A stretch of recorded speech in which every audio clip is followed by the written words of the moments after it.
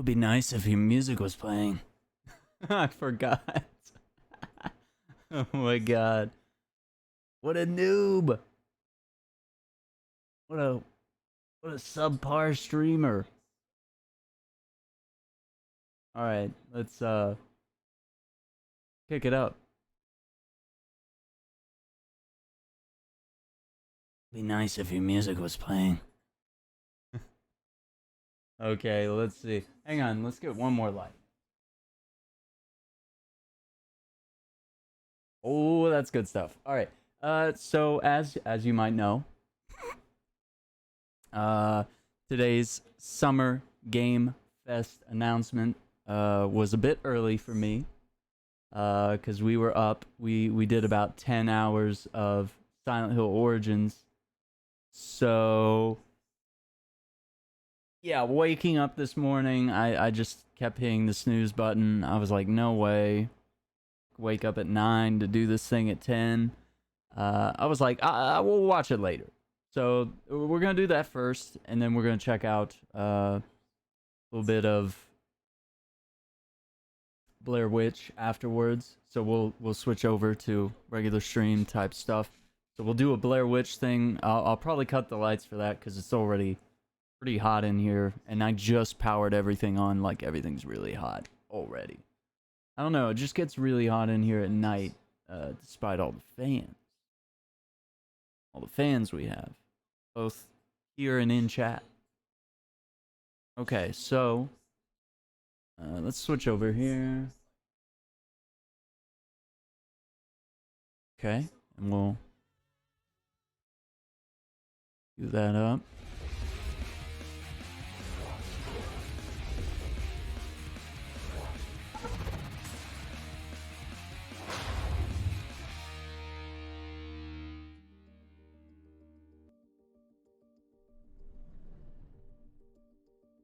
Hello, I'm Brian Karras, Technical Director of Graphics here at Epic Games. Hi, I'm Jerome Plateau, Art Director of the Special Project. A few years ago, we got together as a team and brainstormed where we thought we could push forward the state-of-the-art in real-time graphics. There were two key areas that stood out. The first, dynamic global illumination. Beautiful bounce lighting, instantaneously. I don't have to be constrained to do a game where the world has to be static, and I'm able to iterate a lot faster. And we call this new system Lumen.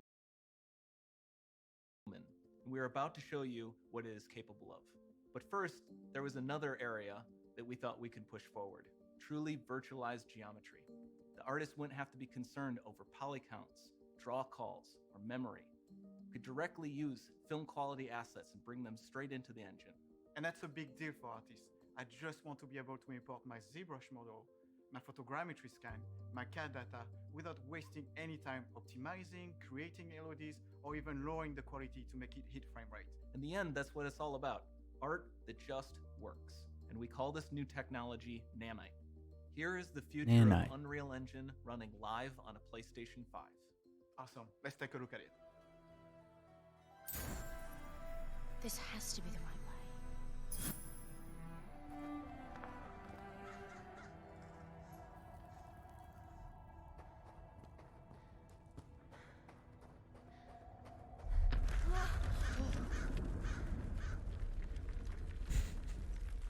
Before we continue, let's stop a moment and take a look at some of the key features of this demo. Oh my Much gosh. of what you see was built with Quixel Megascan assets, but instead of using the game versions, we used the cinematic versions, which would typically only be used in film. There are around 1 million triangles each, and thanks to virtual texturing, they all use 8K textures as well.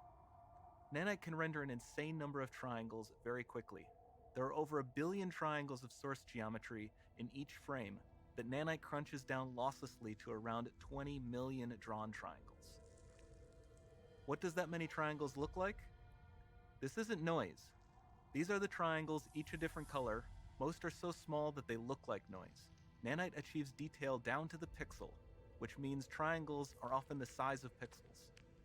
This amount of geometric detail requires shadows to be pixel accurate as well, and Nanite can do that too. Speaking of lighting, It's ridiculous. all of the lighting in this demo is completely dynamic, with the power of Lumen that even includes multi-bounce global illumination. No light maps, no baking here. Without GI, All of that beautiful lighting is gone. With Lumen enabled, we can move the light and the bounce changes instantly. Oh, that's beautiful. Look at that. Hang on, hang on. Let's keep going. Let's go back. Let's go back. No. Lumen that even includes multi-bounce global illumination. So look at this lighting no light again. Maps, no baking here. Without GI. So that's without it. That's insane. Because this is kinda, sorta what we're used to, more or less. All of that A lot of beautiful lighting games. is gone. With Lumen enabled, we can move the light. But and like the bounce Control changes had a instantly. really good lighting system like this. Okay, let's keep going. Yeah, that lighting is, wow. We've made some great additions to our audio system as well. Convolution reverb allows us to measure reverberation characteristics of real spaces, like actual caves that we sampled, and reproduce them in virtual spaces. Sound field rendering allows us to record and play back spatialized audio.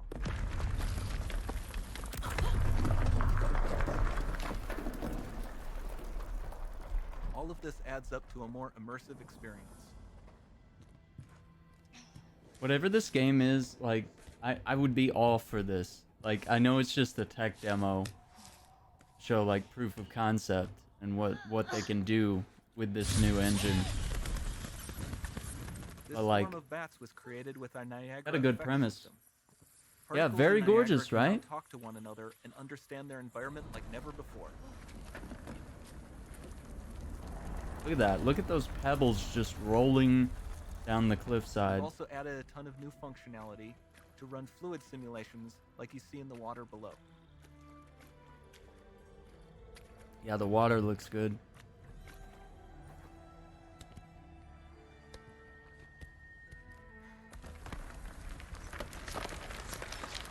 The demo runs on our chaos physics system. Here we are using it to accurately simulate the rigid bodies of the falling rocks and the cloth of her scarf.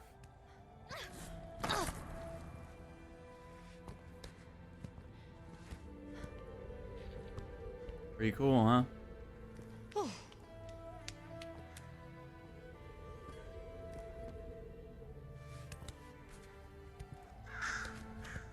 Now that the environment is so complex, we've needed to greatly improve our animation systems to adapt. We've added predictive foot placement and motion warping, which dynamically modifies IK and body position to look more natural. For the character to more realistically interact with the environment, we've added the ability to trigger seamless contextual animation events, like her hand on the door. Looks promising. Like that. Oh, that's good. Yeah. Dynamic GI is amazing, not just for speeding up iteration, but also for its impact on gameplay. Nice Any light looks. source can move while It still might having be. beautiful bounce lighting. Dynamic illumination means specular as well, which you can see on all the metal surfaces. You can even see the Niagara-powered bugs reacting to the light. Lumen not only reacts to moving light sources, but also changes in geometry.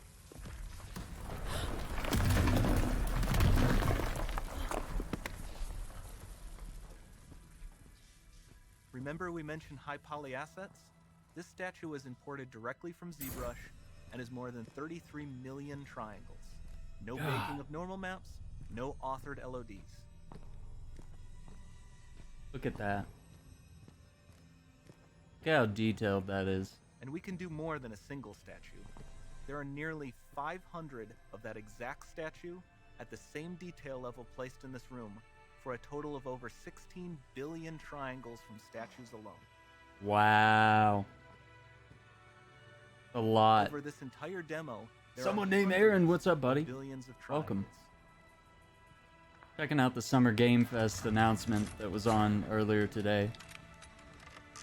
This is the Unreal Engine 5 running on the PS5. Sort of a tech demo.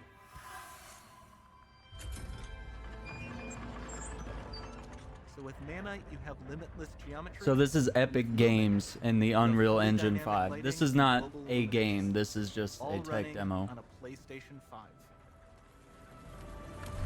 Like he said, it's running on a PS5.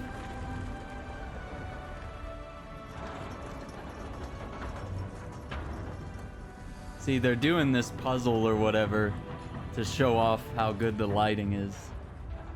How dynamic that is.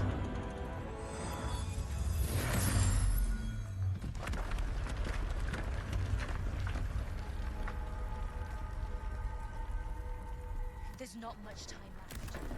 And this doesn't need to be constrained to small rooms. It can stretch all the way to the horizon.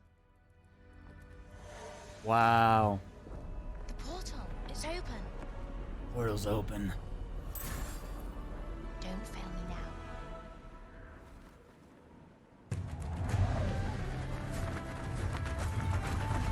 now. No way. Oh my gosh. She's flying.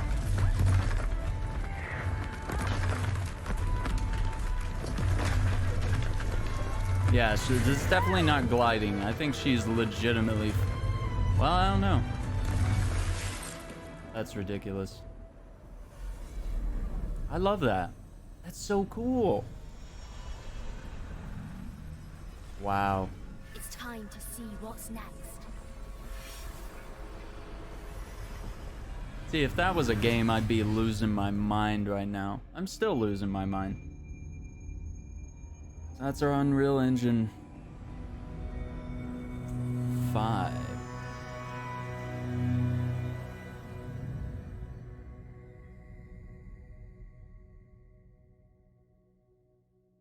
Right? That would be a good Lara Croft kind of experience.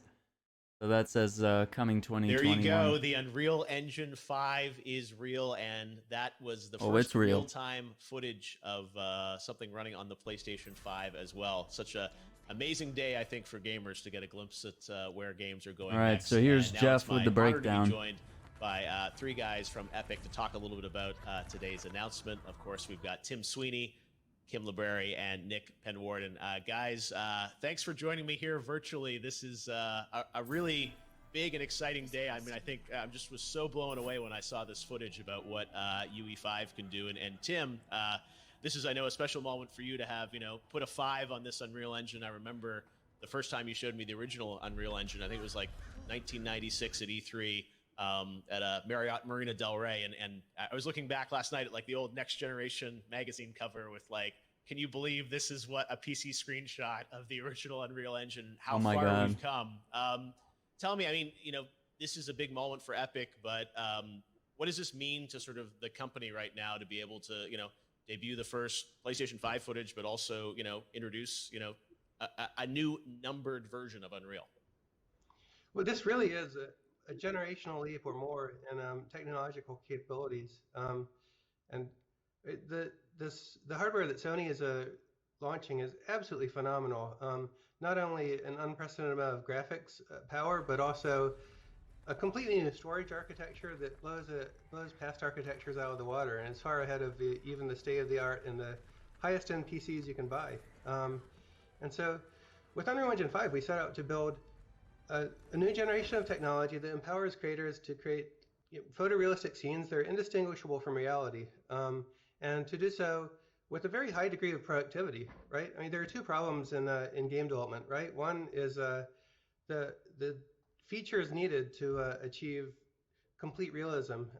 But the other big problem is just the cost and time it takes for an artist to create a major new piece of content for a next generation game.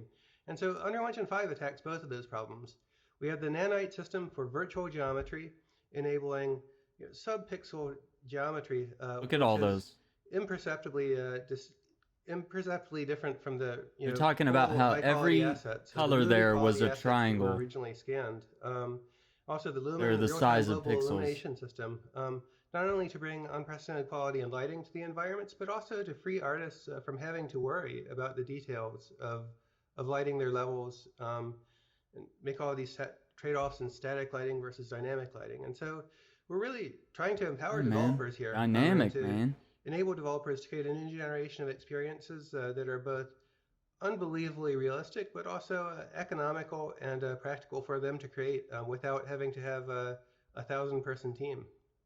Yeah. Yeah, I mean, when you look at that footage, in 4K, I mean, just the level of detail is absolutely stunning. I'm not watching this stream. Maybe you could break down a little bit of this, sort of visually what's happening that makes it That's look probably a little so better. incredible? Because I know you've got a couple of new systems that you're really proud of. And maybe talk about You can tell nanite it's and what that smart. is and how it works and how it's What going to is kind of shape with games that? going forward. The globe in the background just on the Nanite floor. is a new geometry system for Unreal Engine Like, that lets what us is get that? down to almost sub-pixel levels of detail on the screen. You know, it's capable. It's possible because we have a new generation of hardware that really allows us to put loads and loads of triangles at the screen. And we thought that we'd come up with a new technique that allowed us to be able to create content in a similar way to the way that they do on movies today. So in fact, when you look at that demo, all them assets, Nana is basically ingesting all the movie quality assets from Quixel to make that scene. And the artist doesn't even have to think about it. They can move rocks and mountains and statues wherever they want in the scene and not have to worry about triangle costs anymore. Lumen, the global illumination system that Tim mentioned, that just produces incredibly realistic and accurate bounce lighting. So wherever you place a light in the scene, its effect on the whole world is seen instantly by just moving things around. It's amazing. Yeah, when I saw that demo, I was just so blown away by the visual fidelity, and also I think how much felt, at least to me as an end user, how much felt that so much of the environment was streaming in real time in so much detail, especially that sequence where she's flying through the environment. Mark Cerny has talked a lot about PlayStation 5 and the incredible bandwidth it's going to have to move data from the SSD right onto screen. Nick, can you maybe talk a bit about how that's sort of manifesting itself in this demo? I assume some of those improvements in PS5 are enabling types of things that just weren't possible in previous generations. Yeah, so Nanite enabled the artist to build a scene with geometric complexity that would have been impossible before. There are tens of billions of triangles in that scene, and we simply couldn't have them all in memory at once. And so what we end up needing to do is streaming in triangles as the camera is moving throughout the environment. And the I/O capabilities of PlayStation 5 are one of the key hardware features that enable us to achieve that level of realism. Yeah, no, it's stunning to see that, and I think also the global illumination. I think people have heard that concept before, but now really manifesting sort of in real time in that environment with the flashlight or some of the other lighting scenes. Can you guys maybe break down sort of from the gamer perspective, like how games are going to change because of the full global illumination? Well, first of all, this enables a much wider variety of games to have very realistic responses to light. Everything from from large-scale open-world types of games, with day-night cycles, making seamless transitions from indoor to outdoor. It's it makes lighting one of the things that the developers don't have to worry about, and it's a freeing technology. Not only does it mean more real-time lighting in games, but it also means there's a large set of problems that were very tricky in the previous generation that developers just don't need to worry about. And so I think you're going to see a much wider variety of types of games, taking advantage of Lumen and taking advantage of Nanite. And one of the core elements of every new generation transition is new hardware capabilities with an order of magnitude improvement over previous generations enable entirely new types of games to develop. The Battle Royale genre didn't even take off until the current generation, where you finally had enough computing and graphics power to enable a 100-player game with very, very high fidelity encounters.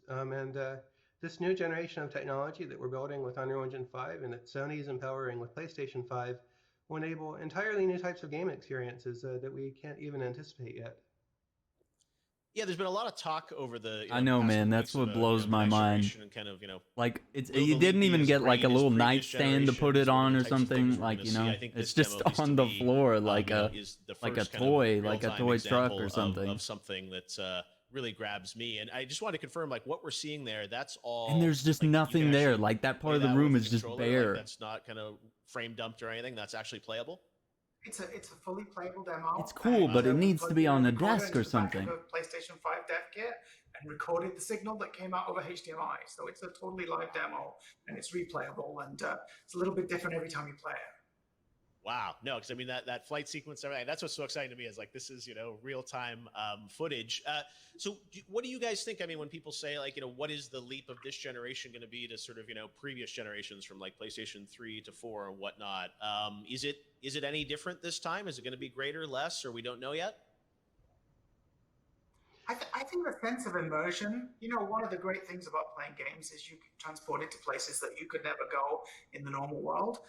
This level of lighting and detail really gets you to a point where you're feeling like you're inside a movie set. Things are so realistic, and it's gonna aid the storytelling. I think that the sense of immersion, the feeling a player gets from actually visiting a space, will be much deeper than you've ever seen before. And the ability of the hardware and the engine to stream in massive amounts of content as you're going through a huge environment, I think that's going to have a much bigger impact on gaming than people are expecting right now. Until this next generation of hardware, previous generation console games had to be built to load data off of a spinning mechanical device, right? It has its roots in the 1950s, and now Sony's storage system is absolutely world class. Not only the best in class in console, but also the best on any platform, better than high-end PC. I think this is going to enable He the keeps types of dropping. immersion Hang that on. we only could have dreamed of. He keeps dropping that line, better than high-end PC. Can you get those at Spencer's? I bet you can. I would bet you can. But he keeps dropping that line, and he just said now, he's like, PS5 SSD, better than any other console. I mean, he's saying it's better than any of the other consoles, so he's saying it could be better than In the Xbox. past. The world of loading screens is over. And better than and PC, the that's... days of pop in and geometry popping up as you're going through Some these big game talk. environments are ended, and the resulting effect is the ability to build games that are fully immersive from start to finish over hundreds of hours of gameplay if that's your game. Yeah, no, incredible what I think this is going to enable. We've talked a lot about PS5. We know Pretty obviously Unreal pixelated. Engine runs kind of across all platforms, including mobile and PC and Xbox, of course. What's your take on like what you're showing here? How is that going to scale to other systems? Like this demo we're seeing, is that will that run on the Xbox Series X? Will it run on PC? How will it be different? Can you guys give us some context on that? Well, I mean, Unreal Engine 5 is going to run across all of our supported platforms, next generation console, current generation consoles, as well as mobile devices. God, it won't let me. One of the key features that we've been working on is being able to build content once and deploy it across devices. So on higher end hardware where we can support Nanite directly, we'll be able to render scenes at the fidelity that you just saw, like on PlayStation 5. For, say, an Android or iOS mobile device, what we will be able to do is have tools that help to scale that content down, so that See, you'll that's be able to okay. keep the game that you build. That's the other at cool the highest thing. fidelity level for console. So he's saying we'll be able to develop at this high level fidelity and then scale it down for, say, Android or iPhone mobile platforms. So if they wanted to porting stuff to Switch wouldn't be as big of a hurdle, big of a problem. Because lately it's been like, if we're making a game for PS4 and Xbox One, they're typically making a very high quality game, and maybe it comes out on PC as well, let's say, and then they have to spend like additional months afterward to launch it on Switch, like 3 or 4 months later, or whatever it may be. Sometimes they may launch it at the same time, but it's like it takes them extra time to essentially dumb down the game so it can run on other hardware. Other devices. So now it's easy. Tim, do you have a sense between Easier. like sort of all the For lack of a better Xbox, word, PlayStation, easier. all the other systems, like sort of they've made somewhat different choices, also some similar ones, obviously with SSDs in both. Do you have a sense of how they're going to sort of compare in terms of power, or how you look at sort of like the overall landscape? Well, we love all of our babies, and we can't make comparisons or pick favorites. But the Nanite technology we showed here is going to run across all next generation consoles and high-end PC. And most importantly, this is what's possible and the absolute best hardware that's going to exist, at the end of the year. But these experiences you build, we will help developers scale down to every device that exists in the world, and we really hope to empower all developers to do what we've done with Fortnite in this generation, which is build. So what that means is really cool too. Because a lot of people have been wondering, like, okay, well, why buy an Xbox Series X or why buy a PS5 at the end of the year? If a lot of the games are going to be on both the PS4 and PS5, Xbox One, Xbox Series X, and it's a fair argument, right? Like, if it's only going to look a little bit better or whatever it may be. But the fact that they're using an engine like this and they're able to have this amazing looking version and then still be able to scale it down to work on the current gen stuff and to scale it down for it to be able to work on the Switch and your mobile devices, no matter what the game is. I mean, that's just cool. It's making the same title accessible everywhere.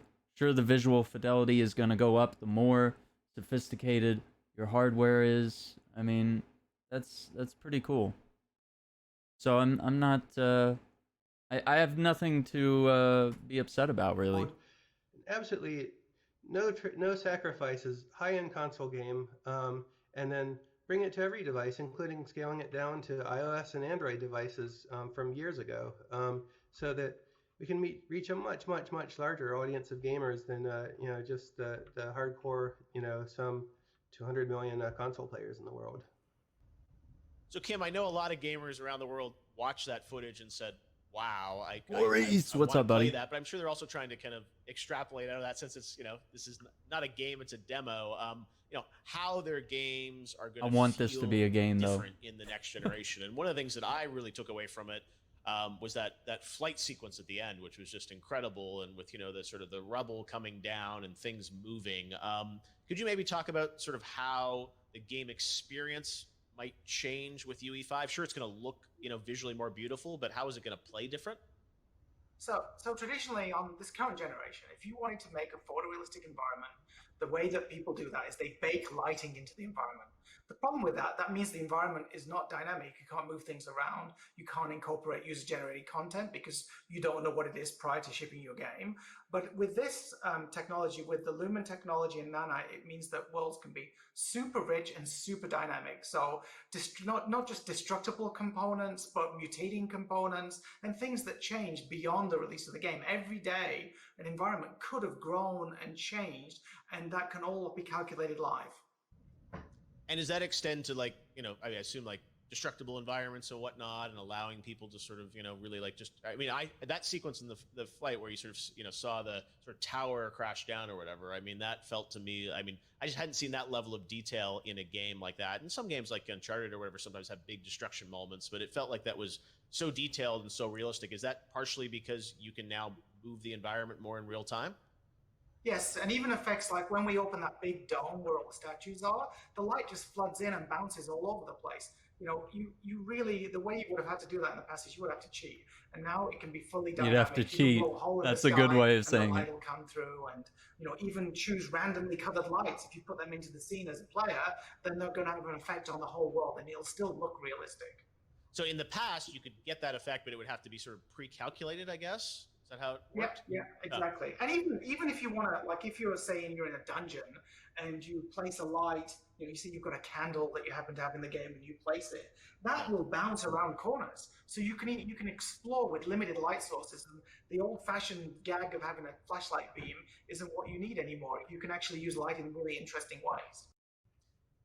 Yeah, and even beyond games, Unreal Engine has been applied to so many amazing aspects of entertainment. Of course, I think everyone knows The Mandalorian, how that used Unreal Engine, and there's the Weather Channel. I mean, there's so many other uses of UE. Can you guys talk about how sort of UE5 is going to kind of tie into those experiences? And I think I assume you see this convergence of kind of everything coming together through an engine like Unreal in terms of just realizing entertainment. How will UE5 sort of be used in those fields, or how will that change the pipeline for non-game experiences too?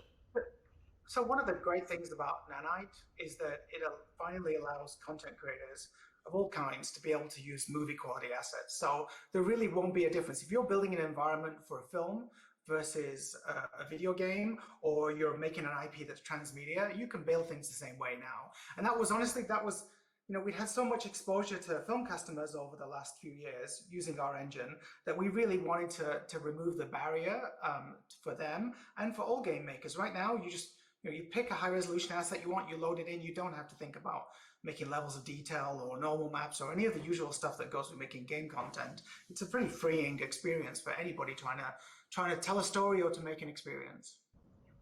That's amazing. So, in the eyes of a consumer, like you'll see an asset that's in, a movie, and that they literally can drag that over to the game now. Whereas I guess in the past they would have to sort of, reduce down the polygons and kind of scale it down for a game engine. Yeah, and in fact, actually, Quixel, that's also part of Epic. Their assets, they come when you take an asset from the Quixel store. There is a movie quality version that would be used in movies. I guess they were involved a lot in the Jungle Book movie a few years ago, and many movies today use Quixel assets. And they also have versions of them assets that are suitable for games. Now, you don't have to have that distinction. Nanite will just take the movie asset and do the right things with it. Wow. One of the things I know when you guys moved to UE4, a lot of people, were worried about, it's breaking some of the pipeline of things that people had done previously. And it sounds like with this engine, you're saying it's going to be kind of a pretty seamless transition to UE5, right? That's important for you, sort of have the forwards compatibility? Yeah, absolutely. We want to support developers bringing their games from UE4 to UE5, and in fact, we will be doing that ourselves with Fortnite. So we will be shipping Fortnite on next generation console on UE4, and then next year we will be bringing Fortnite to UE5 as well. So we'll be testing out that experience of bringing a game along from UE4 to UE5. Was that them and or making me? sure the transition is had to be someone else. is manageable. Wow. Yeah. Fortnite obviously is such a phenomenon, as you mentioned earlier, Tim, with, battle royales. But also I feel like, Fortnite has turned into, really kind of this metaverse-like platform where we're seeing kind of different experiences powered by Unreal. And I was wondering if you guys could talk a bit about that, because I look at, the Travis Scott concert and I see that as an amazing experience, but it sort of was an interactive music video in a way. And then, you watch the YouTube video for his new song, it's actually, just what was in Unreal. How do you see all the sort of worlds of entertainment combining, Tim, longer term? And obviously, based on what Kim was saying, it's now going to be even easier, I guess, for the assets to move. But from an experience standpoint, do you see kind of a blending of games with more traditional entertainment powered by Unreal? Yeah, absolutely. All of these worlds are colliding right now in real time. We're seeing the sort of film production that's being done on The Mandalorian and other projects all around Hollywood, film and television. Being able to move directly to games in the future.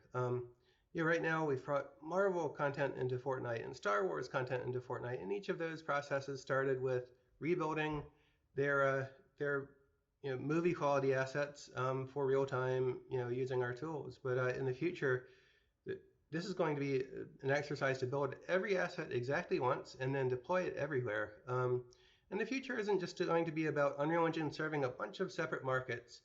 We're helping architects visualize their creations now, and that's awesome. We're helping film and television makers, virtually produce their work in real time, with actors in front of and actresses in front of cameras and big LED screens instead of green screens, and it's making the production process much more efficient, real time, and higher quality. But in the future, all these assets are going to come together, and Epic's not going to just play a role in supplying creation software to all of these different industries. We're going to help everybody reach consumers with real-time 3D content. When General Motors released their Corvette car configurator for the 2020 Corvette, it was powered by Unreal. It was running in the cloud, and you could go there and you could configure your car right then. But that was disconnected from the rest of the gaming world. The next step with all of those types of experiences is to enable them to author that content for all their internal work, whether you're designing a home for a customer as an architect, or you're designing a car, or you're building a television series. We want the next generation of these experiences to be bringing all of those assets directly to gamers in a fun way, deploying them into Fortnite and every other Unreal Engine licensee's games, being able to reach a vast consumer audience that way, right? It's like it's like the transition that the world went through in the early days of the internet, and then social media. For a while it was just companies talking to customers one-on-one, and now you have the ability to reach customers directly through your Facebook page or your Twitter page, your Twitter account, or anything like that. But the next generation of these experiences is not just text and video. It's real-time 3D. It's a social Talking experience about taking over the together. world here. Our players are together with all of their friends and experiencing all of these companies' content together in real time. And it's a world that's not going to be powered by advertisements that pop up and annoy you. It's a world that's going to be powered by awesome content that these companies make available to power your entertainment experiences. And we're blazing this path to some extent with Fortnite, but there will be a lot of other games heading in this direction, a lot of them powered by Unreal Engine. And I think this is the next step in the entire digital content industry, not just gaming, but the whole thing. I couldn't agree more. It's so exciting to feel that games are going to be at the I'm gonna center disappear of this. for a But as you second. said, I think this, like those shared experiences that you're having in Fortnite, even a concert experience. There's no gunplay or combat involved. It's just a shared kind of experience, which is so compelling. And as you said, powered by Unreal. And then when you think of, as you said, those movie assets and all the other assets coming together in a world, it's really exciting. One thing I wanted to ask you about was the content creation path, because we've seen a lot, especially in Fortnite, with creative mode and a lot of fans of Fortnite starting to build levels, and obviously UE, you guys I think have really focused on kind of making it accessible, lowering the royalty rates for kind of upstart developers. Can you maybe talk a bit about sort of the your vision of kind of how easy it is to build something in Unreal? I mean, are we going to get to a level where it is sort of like a Photoshop where you can kind of just jump in and build a game, or what is that barrier to entry going to go down in the next generation?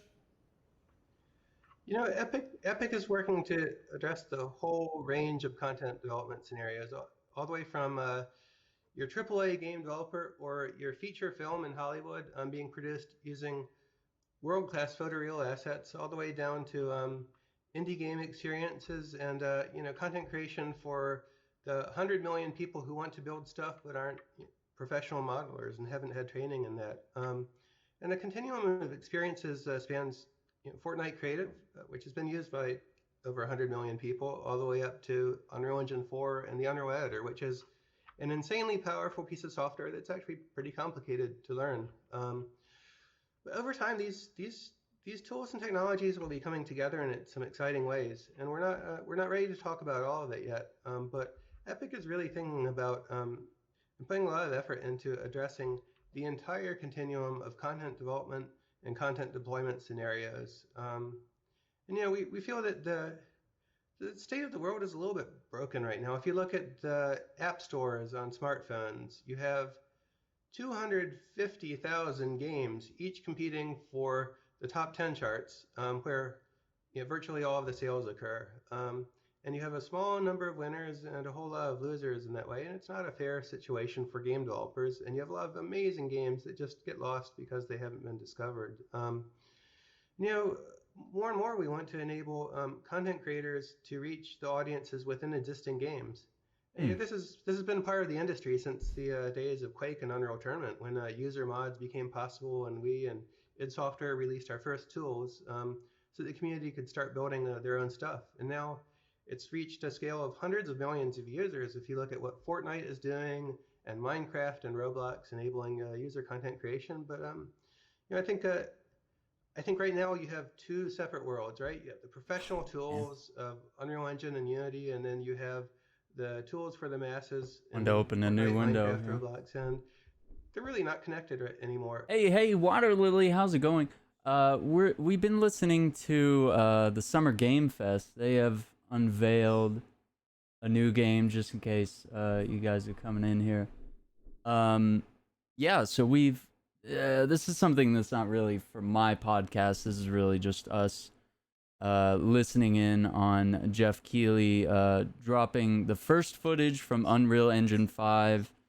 There's sort of a tech demo here early on, and and I might kind of clip that, and we might look at that some more.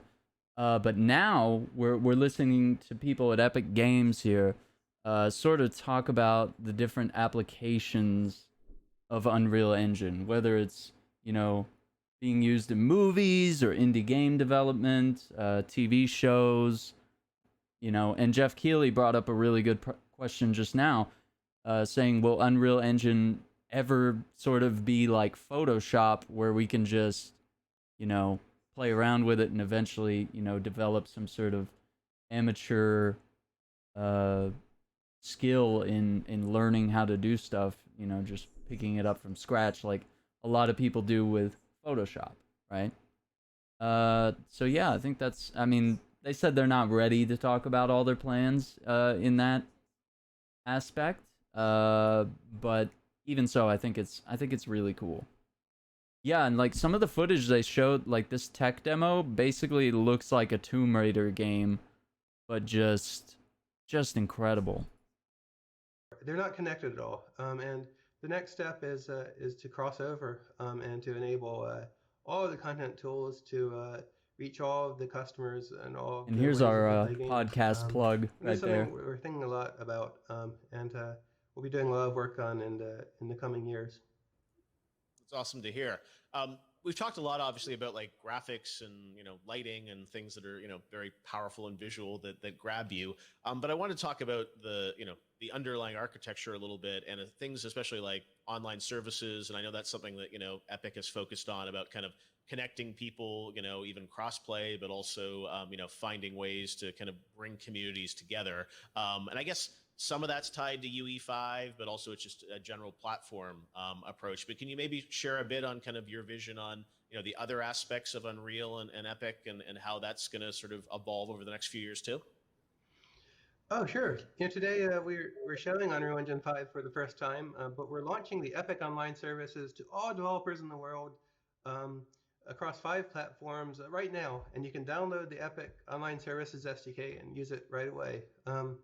What this is the set of all of the online features that we built for Fortnite, including cross-platform friends that span 7 platforms, enable players to connect together with all of their friends everywhere. You know, despite the different account systems and friend systems that exist on each platform, you know, on the console platforms and on Steam. And we're opening it up to all developers for free. And the goal here is to help all developers work together to accomplish what we accomplished with Fortnite, and to build a cross-platform social ecosystem together with all of the other developers in the industry, right?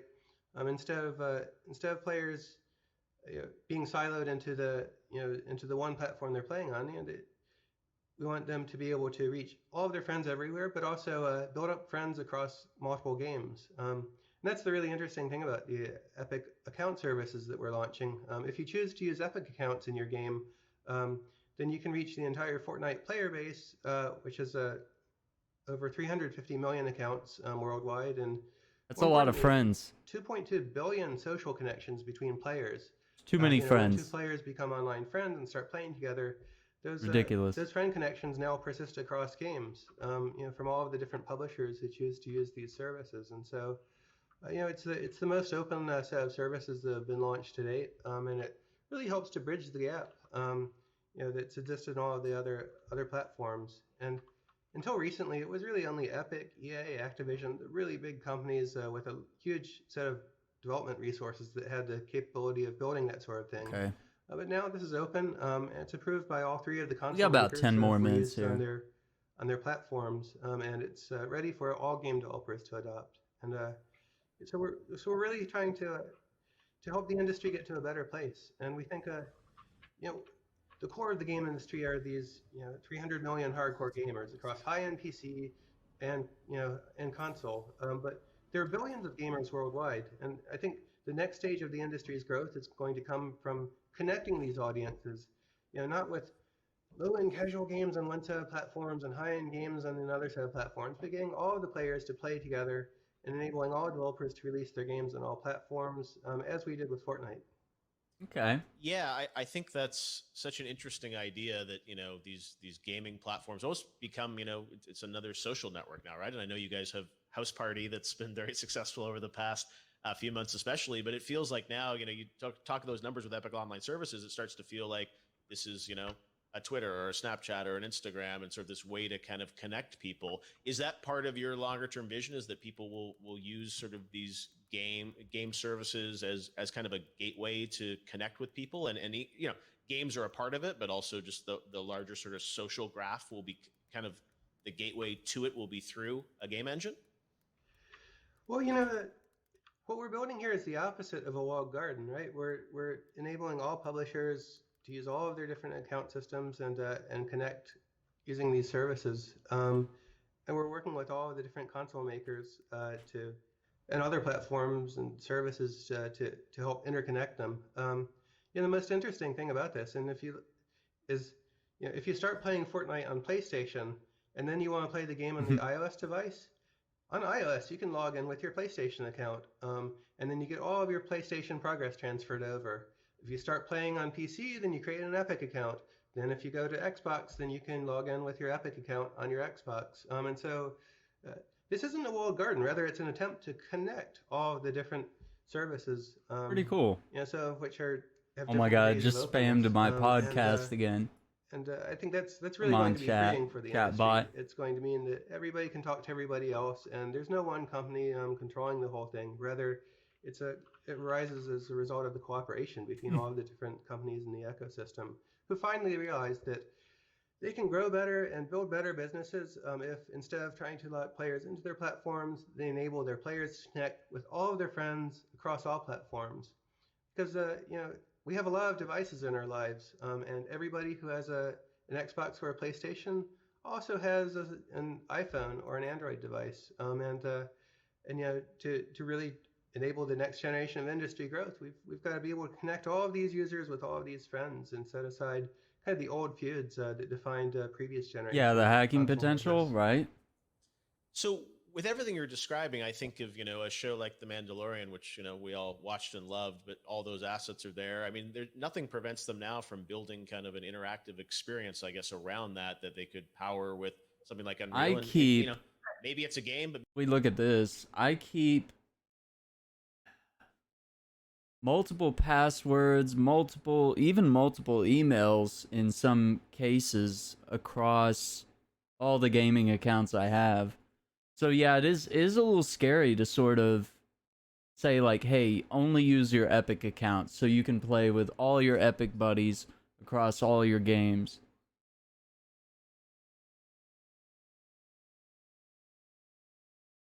There's advantages there, and as you say, there are some disadvantages. But I would invite you to check out LastPass. This is very sophisticated encryption stuff on your. So for example, if I'm in this tab right here, you can go to LastPass here, and then I can see my username and password. I can grab that information quickly, related to Twitch or related to other apps. I can open my vault from here, and this has all the passwords for all my websites. And all I do is I keep my master password to log into LastPass, which sounds like a security thing, like, oh no, why would you have one master password to secure all your other passwords? Well, it's like your other passwords are also encrypted, so you don't even know what your Facebook, your Twitch, your Twitter, you don't even know what those passwords are. You've just copied and pasted them in and given LastPass permission to manage all that for you, and then you're logging into LastPass with your one master password, which I very rarely have to actually input that information. And it's also on my phone. So everything I have now, everything I'm adding to LastPass is encrypted now. So my passwords are a lot more secure, and I haven't had a single data breach since. But I do think you're onto something, because the general viewer or user is probably not going to be using LastPass. And most people are using one password across multiple accounts, right? Maybe it's just sort of Okay, I just wanted to get that window in focus. But yeah, like multiple people would just be using the same password or similar passwords or even the same email account. So if your email got compromised, well then someone could just go around and do forgot password on your Netflix, your Amazon, your blah blah blah, get your, you know, and reset your password, and then they've got all your accounts, right? Very bad. So email needs to be really secure. Salamander Joe, thank you for the bits. I believe it's 200 bits. Thank you for that. Welcome to the stream. Unreal Engine is like watching a movie. I think I'm gonna queue it up for you guys. Yeah, so it uses more. They were talking about how triangles are using the assets of like what normally would just be a pixel. So I mean, these are really tiny, really detailed triangles. the shared experience. So we got about it feels like 5-6 minutes here, something like that. Now, before that the these next-gen consoles will bring. conversation ends. Yeah, here. Based on what you were saying, Kim and Nick, it's like, are things And gonna look I'll just run like that game movie footage visual again effects? Like, what if are you the guys things want to that, see I it guess, again. real-time games can't do still that we get to see in some of these other shows? I think we're getting much closer on this generation to get to the point where you're not going to be able to tell the difference between a virtual. I think you're world and onto real something world. though. There's still, physical phenomenon, big, massive explosions, and I think Epic would have to be waves really crashing on a secure. beach. I Yeah, think the they're- demo they're footage, still yes. probably one generation The effect, but we're getting basically a closer tech and closer. demo. And one of the coolest things that we've seen with the advent of shows like The Mandalorian starting to use the engine is they're beginning to understand that a game engine isn't just about rendering pretty real-time pixels. They're understanding that game engines, especially Unreal, is built for building these very immersive simulated worlds. So we're seeing people say they've got a car chase in their TV show that they're trying to make, then they'll actually drive cars with steering wheels and joypads to race against each other and then film that after the fact. So it's starting to become very almost like very Matrix way in the way that they're using simulation for cinematic content creation. And I think that's just going to get more and more common. And as they start to rock the potential of what real-time interactive entertainment is about, I think you're going to see traditional storytellers making the move into video games, and I think and backwards and forwards. I think you're going to see this very, very fuzzy world where it's just entertainment. You're building an IP. It can be a game. It can be a TV show. It can be all of these things. Very accessible. And, it's going to be a pretty exciting decade. And I'm sure some people saw that, the showcase that you guys just showed, the demo, and everyone's like, I want to play that game. But we should clarify that's not a game, I don't think, right? It's just a tech demo? It's a tech demo. Yes, Okay. yes. No, we feel it's the best way to present, especially something that was built for the Game Developer Conference, is to show something within the context of gameplay. So, and it also means, we wanted to improve some animation systems in the engine. So it was much better to actually have a world that you can walk through, play, jump, whatever. Keeps it real, or unreal in this case.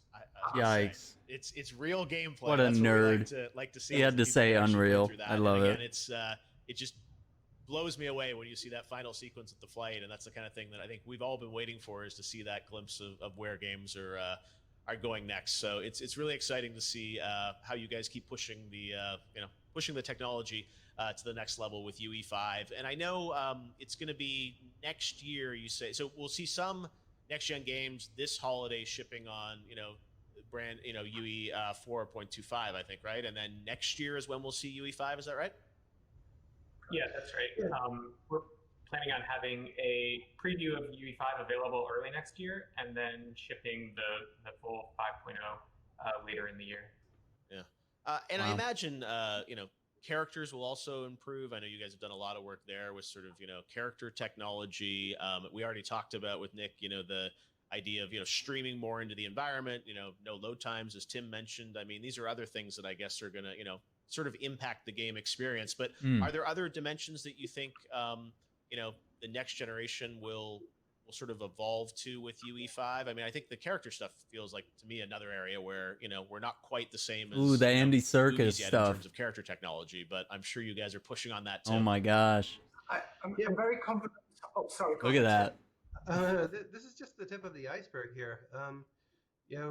We've shown digital humans technology. He's got a very in the past, dynamic but, face. Epic and the Three Lateral team that recently joined us are going to be pushing that to entirely new levels. Very not just in emotive. graphics fidelity, but also in productivity for content creators, so that a developer without a huge budget can build digital humans that are world class. We have a lot of investments going on that you'll hear about over the coming months and over the next year. I think that's the idea is Also, at the core of to this, really bring this isn't a big open world console demo, gaming but up. open world technology and enabling worlds without Like- bounds. Like the CEO was saying here, like he said this is gonna beat most high-end PCs.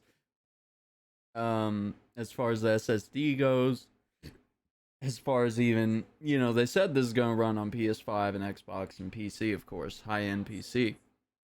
But they said like the capabilities is just gonna, it's just gonna be better than what it, you know, you'd have to spend just ridiculous amounts of money to get your PC to do this type of thing. So it's finally gonna make the sort of affordable aspect of console gaming a little more appealing, because I think a lot of PC gamers are at the point where it's like, well, I already have the most powerful thing on the market. Why would I buy this less powerful device just to play console exclusive games? You know, this is gonna, you know, it's not necessarily gonna just be here, you know, oh, PC sucks now, like console's better. I don't know if that's necessarily the direction it's fully headed, but it's at the point where it's like, hey, we're gonna be on a very even playing field, at least for a certain time. You know, obviously you can upgrade your PC quicker and easier than you can your consoles, and I know Xbox has spoken about potentially making a upgradable Xbox, you know, with different parts that you could swap out, that kind of stuff.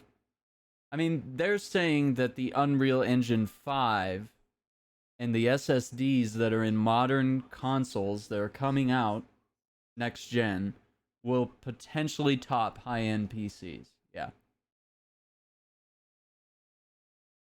So it's big talk. It's big talk for sure from these guys, you know, over here at Epic.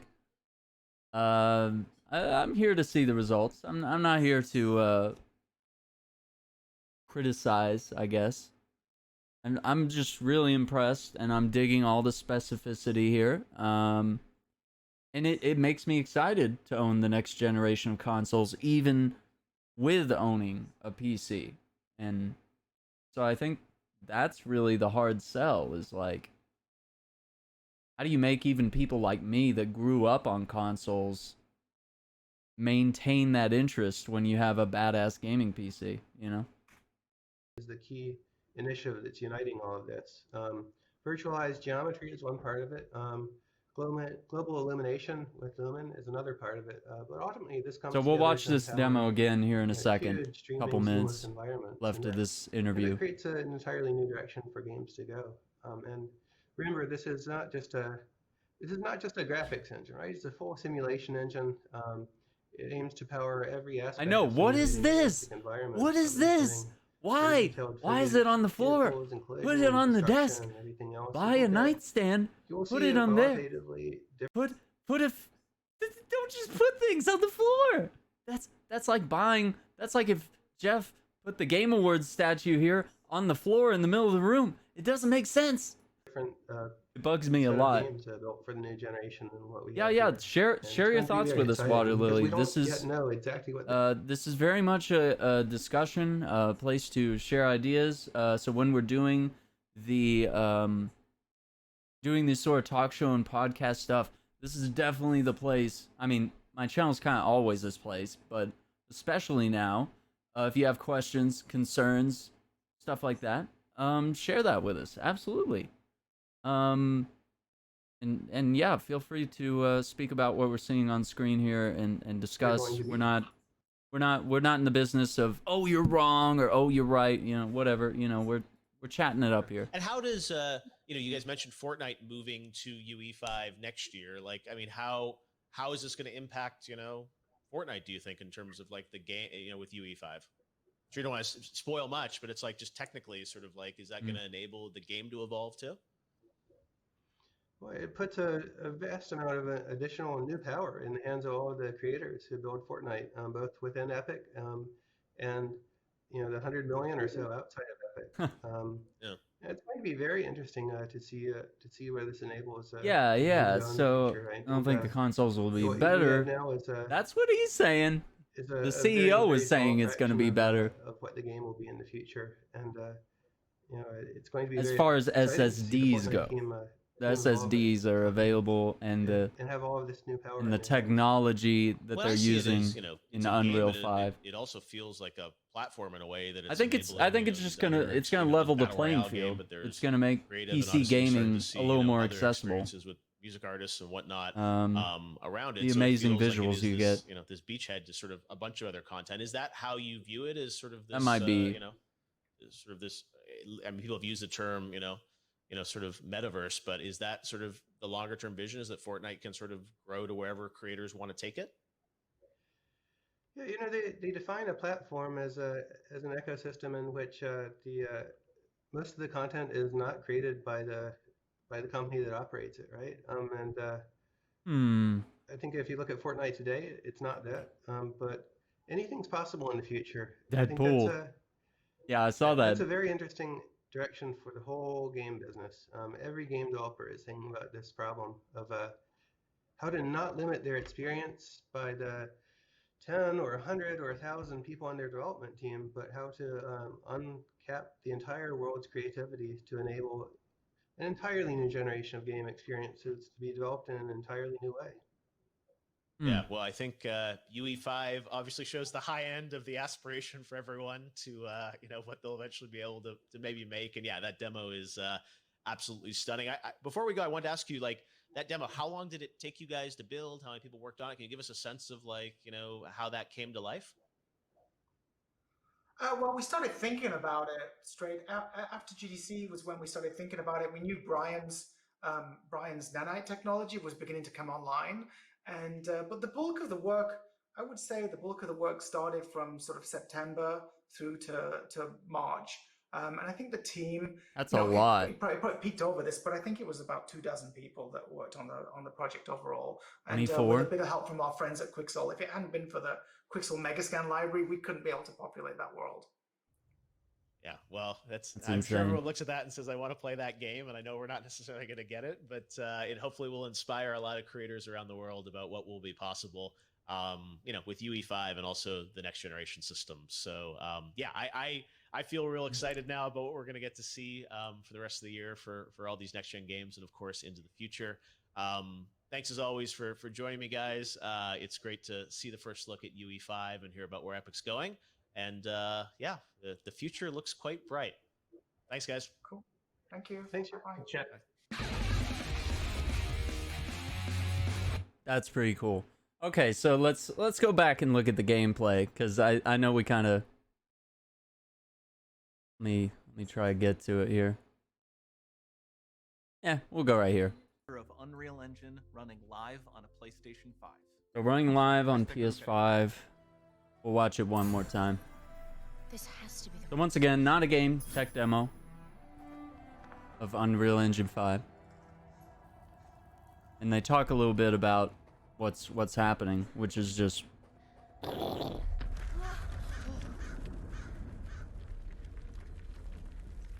Before we continue, let's stop a moment and take a look at some of the key features of this demo.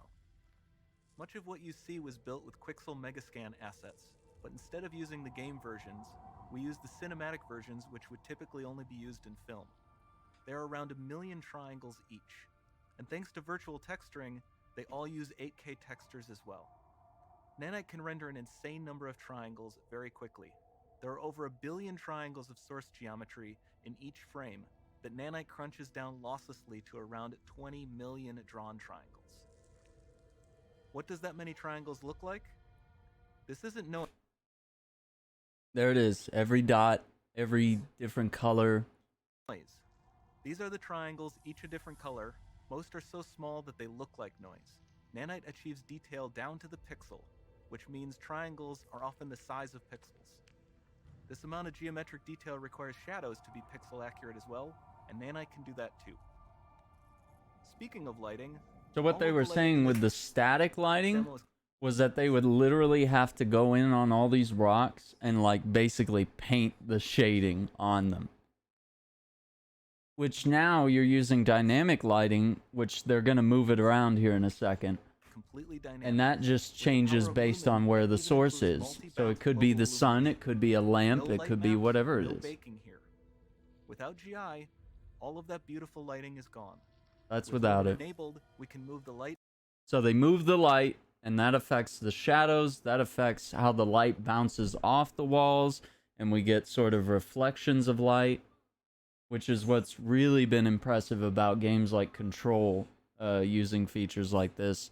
And obviously this tech demo just being mind-blowing. Like normally when we're in a video game in a cave, like it's usually pitch black and you can barely see anything. Because I mean, you can only do so much with lighting, right? But now, I mean, it's able to travel in more realistic ways. And the bounce changes instantly. See that? Okay, let's keep going.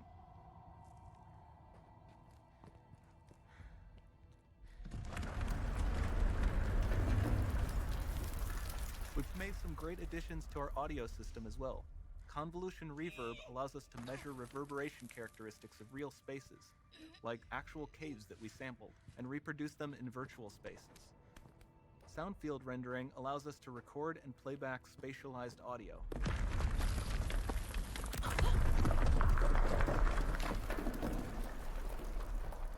All of this adds up to a more immersive experience. Yeah, very immersive.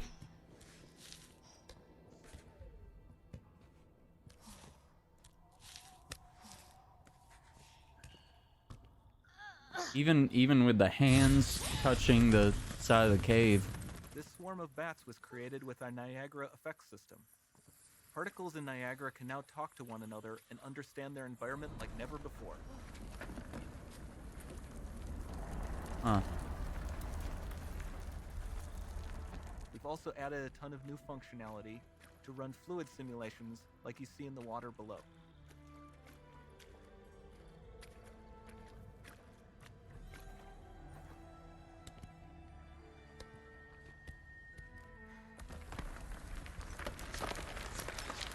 The demo runs on our chaos physics system.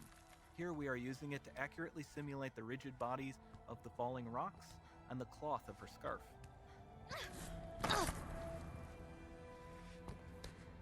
So you notice her feet they talk about this later, but if you watch, let me go back a little bit. Let's get to where, yeah, here. Her feet are literally, they talk about this, how her feet are like tracking the cracks in the wall. System. Here we are using it to So they're accurately simulate the rigid bodies of the falling rocks and the cloth of her scarf. They'll talk about it in a second, but see how her feet just went right to the exact like handholds and footholds that you would be on as you're climbing. They'll talk about it right up here, I think.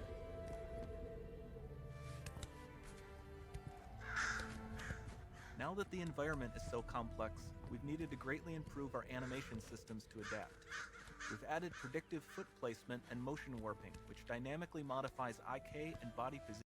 Yeah, let's go back. That's a lot of big words. Hang on, let's go back. System. Here we are using it to accurately That's a simulate lot the of big rigid words. bodies Holy of the shit. falling rocks and the Okay, cloth. hang on. All right, it's right here.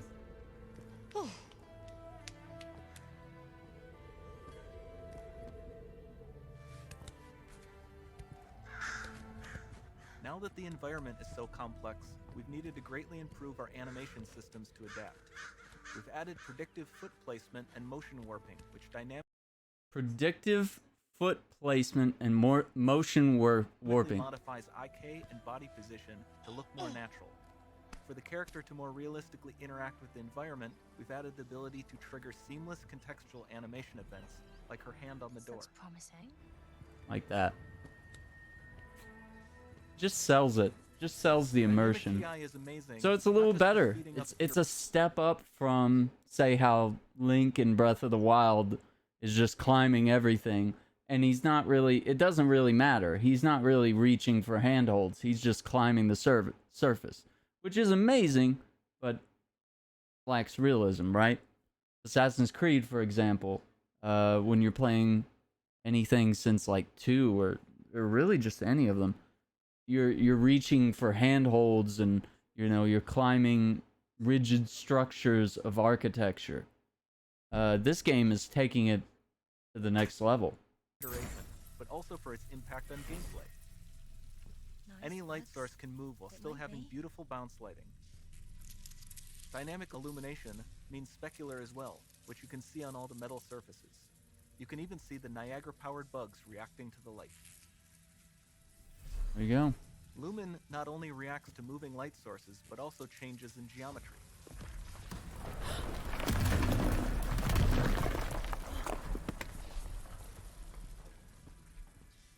All right, listen to this. High poly assets? This statue was imported directly from ZBrush and is more than 33 million triangles. 33 million triangles, and it's uploaded from Zebra. No baking of normal maps, no authored LODs. That wasn't made, that was just brought in. And we can do more than a single statue. There are nearly 500 of that exact statue at the same detail level placed in this room for a total of over 16 billion triangles from statues 16 alone. billion triangles. A lot. Over this entire demo, there are hundreds of billions of triangles. Hundreds of billions of triangles in the whole demo. And they showed the triangles at the beginning, right? When they did the rainbow colored sort of spectrum of all the triangles. And it looked like a bunch of static. Who counted them all? I'm pretty sure the software that they use, probably keeps track of how many there are. And with Lumen, you have fully dynamic lighting and global illumination. So see, all run dynamic lighting as she's opening the dome. On a PlayStation 5. Running on PS5, of course. So I had lights reflecting off of surfaces. It's casting shadows in appropriate places. And there you go.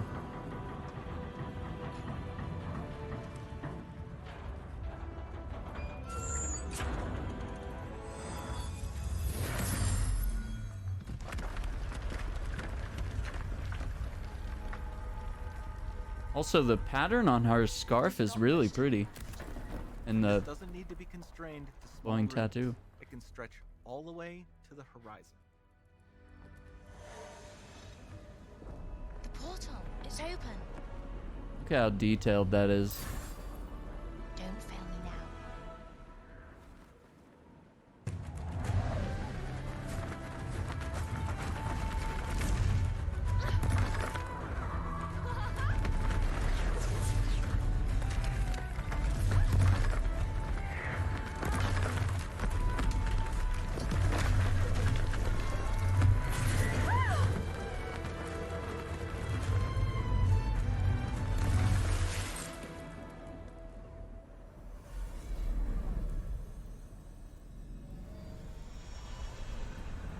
Wow.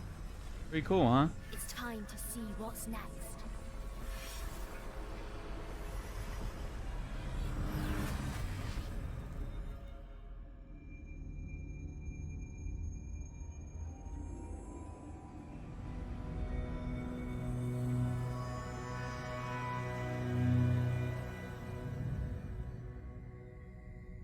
Well, there you go. Unreal Engine 5. So yeah, that's pretty much all I wanted to do in this sense here. Was sort of look at the footage that I missed because it was like 10 a.m. in the morning for me to watch. So it was a little early from us, doing the whole 10-hour Silent Hill stream last night, which was insane. But we did make it through. Till? What?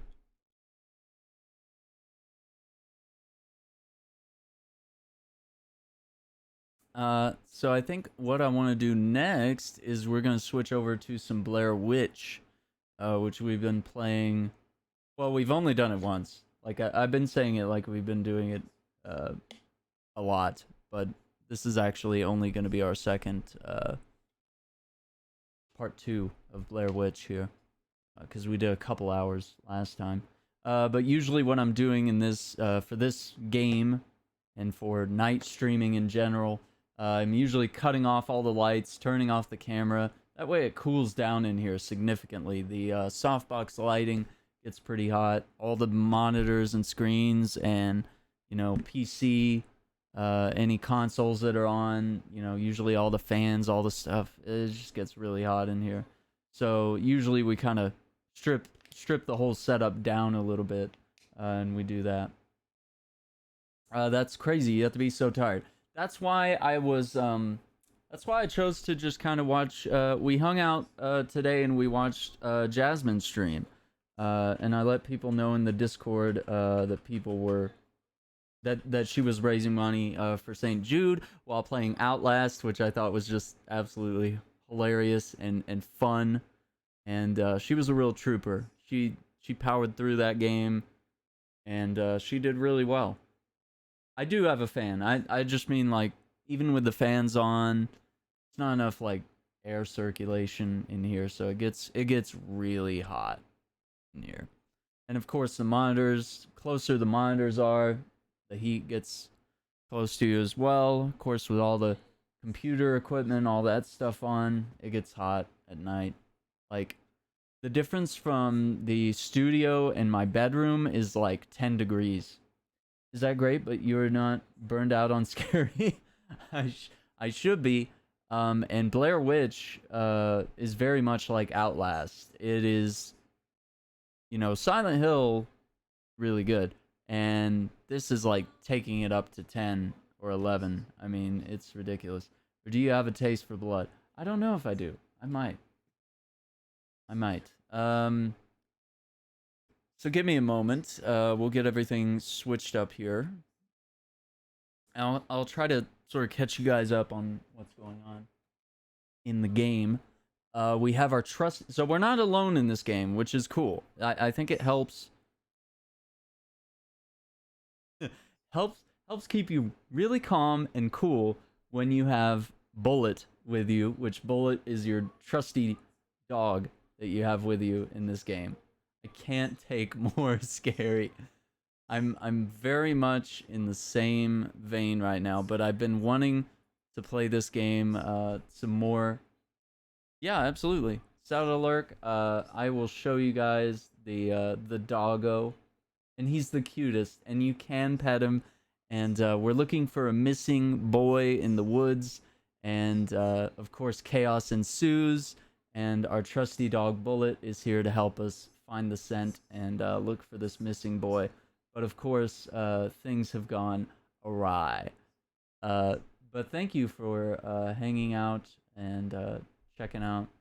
And I absolutely loved Jasmine's stream today as well. It was a real thrill ride.